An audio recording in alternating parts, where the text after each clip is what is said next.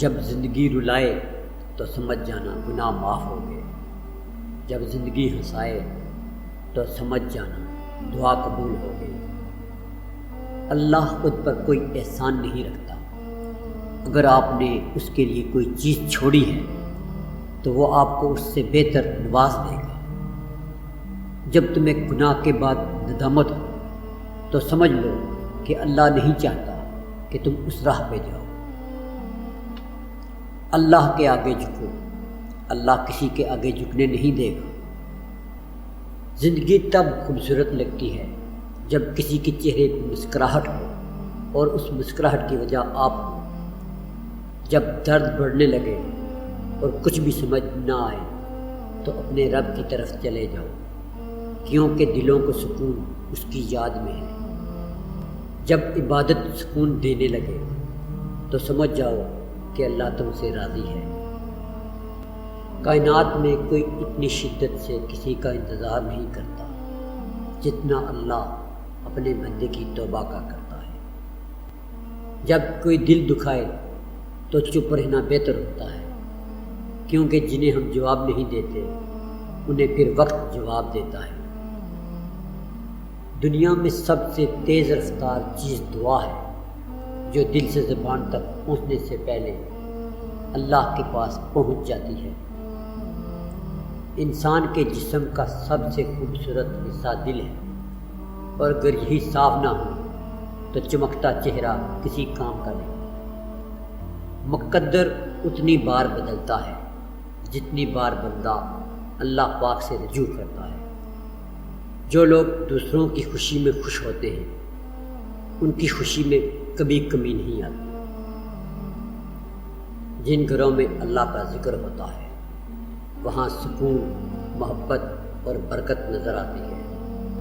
اگر تم غلطیاں نہیں کرو گے تو کیسے پتہ چلے گا کہ کون تمہارے گرنے کا انتظار کر رہا ہے؟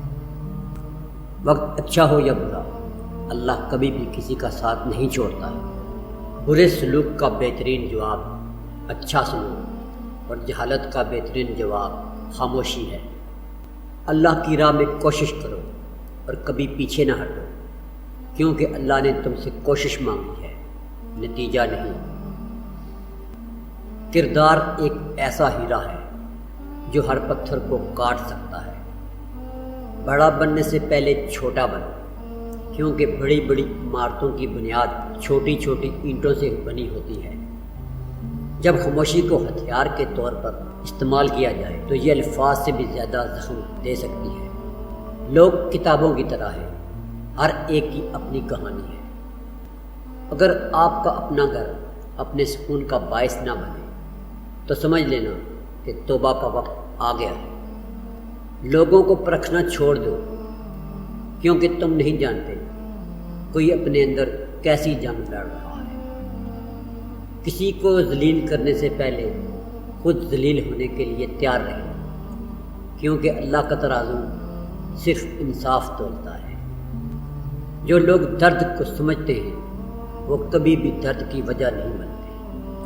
اللہ ظالم کو چند روز دنیا میں مہلت دیتا رہتا ہے، لیکن جب پکڑتا ہے تو پھر نہیں چھوڑتا۔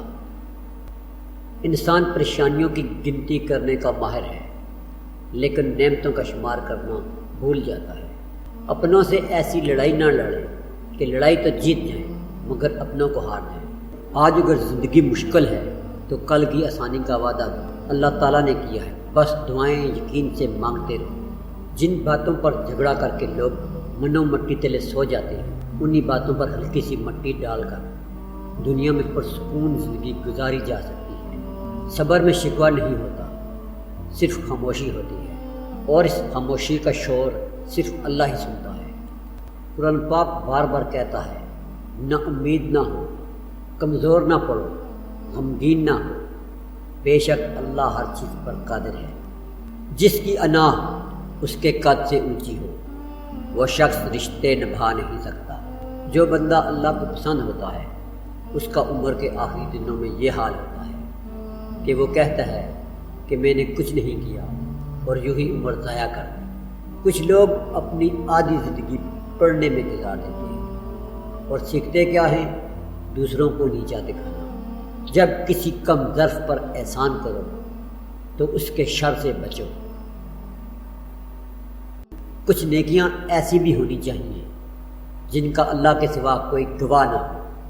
انسان گناہ کرنے کی وجہ سے جہنم میں نہیں جاتا، بلکہ گناہ پر مطمئن رہنے اور توبہ نہ کرنے کی وجہ سے جہنم میں جاتا ہے۔